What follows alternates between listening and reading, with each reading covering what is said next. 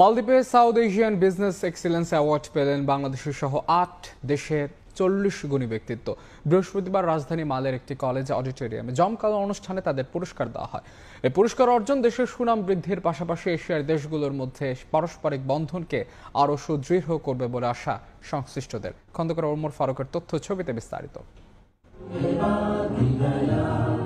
মালদ্বীপে হয়ে গেল মানব সম্প্রীতি সম্মেলন ও অ্যাওয়ার্ড অনুষ্ঠান। মানব সম্প্রীতি ও উন্নয়নমূলক কাজে বিশেষ অবদানের জন্য বৃহস্পতিবার স্থানীয় সময় রাতে মালের ভিলা ইন্টারন্যাশনাল কলেজ অডিটোরিয়ামে south Asian business partnership summit পুরস্কার প্রদান করা হয়। বাংলাদেশ, পাকিস্তান, ভারত, মালদ্বীপ সহ ৮টি দেশের ৪০ ব্যক্তিকে দেয়া হয় পুরস্কার। তাদের মধ্যে ৮ জনই বাংলাদেশি। আড়ম্বরপূর্ণ এই অনুষ্ঠানে মালদ্বীপের মৎস্য ও মহাসাগর বিষয়ক প্রতিমন্ত্রী উপস্থিত ছিলেন। তিনি মানব সম্প্রীতি, শিক্ষা, স্বাস্থ্য, পর্যটন শিল্প ও বাণিজ্য শিল্পের উন্নয়নের উপর বিশেষ গুরুত্ব দেন।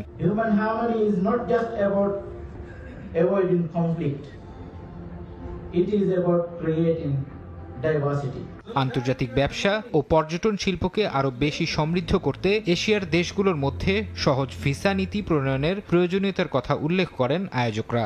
আমরা চাচ্ছি মানব সভ্যতা এবং মানব সম্প্রীতির উন্নয়ন।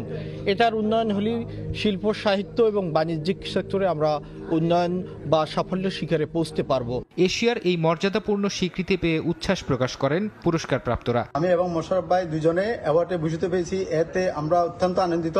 শুধু মালয়েশিয়াতে না, আমি চাইবো বিশ্বের আরো বড় বড় দেশে আমি আমার বাংলাদেশকে রিপ্রেজেন্ট করব।